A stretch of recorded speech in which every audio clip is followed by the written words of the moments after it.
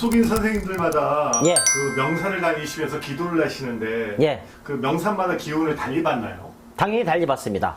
우선은 착각하기에 명산에 가서 아주 오랜 시간 동안 우리가 뭘 받기 위해서 기도를 한다고 많이 받는다 생각하는데, 이거는 실질적으로 뭔가를 느끼고 받는 것까지 좋은데 시간은 중요하지 않습니다. 거기서 하루가 있냐 3시간 있냐 10분 있냐는 중요하지 않고요. 사람마다 아니면 제자 선생님마다 신령님이 다 틀리듯이, 신령님께서 만약에 감흥이 빨리 오시는 그 신령님이라고 하면 명산에 가서 기도를 해도 짧게 앉아 있어도 그 감흥에 의해서 많은 걸 받을 수가 있습니다. 대표적으로 저 같은 경우는 신령님이 감흥이 빠르기 때문에 그렇게 막 2시간 3시간 뭐 하루 필요 없이 그냥 뭐 짧게 한 20분 정도 그렇게 앉아 있다 하더라도 명산에서 받을 수 있는 게 굉장히 많습니다. 그래서 선생님마다 명산에 가서 기도를 하게 되면 받는 게 틀리는데, 정말 우리가 기도를 가는 이유 중에 하나는 산마다 받을 수 있는 부분이 굉장히 많아요. 저도 한 1년에 몇 번 정도 이렇게 큰 의미가 있는 날에 저도 이제 기도를 가는데, 대표적인 날은 10월 3일 개천절이거든요. 하늘문이 열리는 달과 날이 겹치는 날이 10월 3일이거든요. 그래서 그때 명산이라든가 산청을 가서 기도를 하게 됩니다. 가게 되면은 정말 평상시에 기도했던 것보다 훨씬 더 많이 짧지만 강력하게 바꿉니다. 대표적으로 만약 지리산을 가게 되면은 비밀 얘기인데요, 사실. 예. 그 여선신이 좀 강하세요. 지리산에 가게 되면.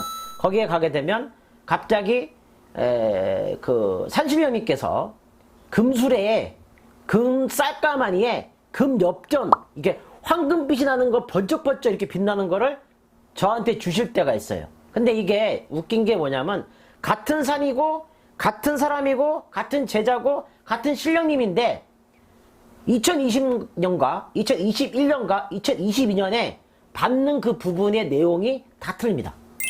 그러니까 작년에는 다른 걸 받았는데 올해는 또 다른 걸 받기 때문에 저희가 기도를 가는 겁니다. 그러면 기도를 가는 이유 중에 또 하나가 가장 큰 게 뭐냐면, 제 몸과 마음을 맑게 해가지고 기운을 받아서 그거를 신령님 입장에서는 요즘 말로 말하면 에너지원, 예, 에너지 되는 그 밑바탕이 되는 거예요.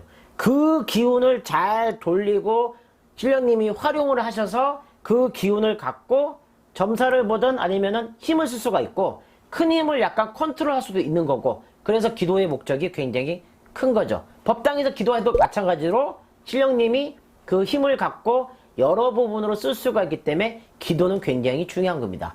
기도의 가장 또 큰 장점은 뭐냐면, 신령님이 들어간 기도를 하게 되면 손님한테 기도를 했었을 때도 도움이 된다라는 거죠. 그러면 예. 기운을 못 받고 돌아올 때도 계신가요? 딱 한 번 있었었어요. 계룡산을 가려고 딱 가는 상황이었는데 갑자기 신령님께서 계룡산에 갑자기 기운이 약간 흐려져 있다, 뭔가 알 수 없는 큰 힘이, 안 좋은 힘이 있기 때문에 되돌아가라. 그래서 되돌아간 경우 있었거든요. 근데 그 다음에 다시 계룡산을 이제 갔었는데, 그때는 그런 말씀 없어서 가셨는데 그런 기운이 없더라고요. 그래서 그런 경우는 어떤 경우냐면, 가끔씩, 아주 가끔씩 악신 쪽에서 산신한테 시비를 걸려고 오는 시기가 있어요. 그렇다고 해서 그 산신을 몰아내고 악신이 그 산신 행세를 하는 건 아닌데 가끔 그럴 때가 있어요. 그렇게 싸울 거나 시비가 걸 때는 안 가는 간이 못해요. 가봐야 도움이 안 되기 때문에 그냥 가감히 포기합니다. 그래서 참 오묘한 게 신령님의 세계인 거죠. 벼락다음이었습니다. 벼락다음에 구독하기는 필수입니다. 구독, 좋아요, 구독, 좋아요.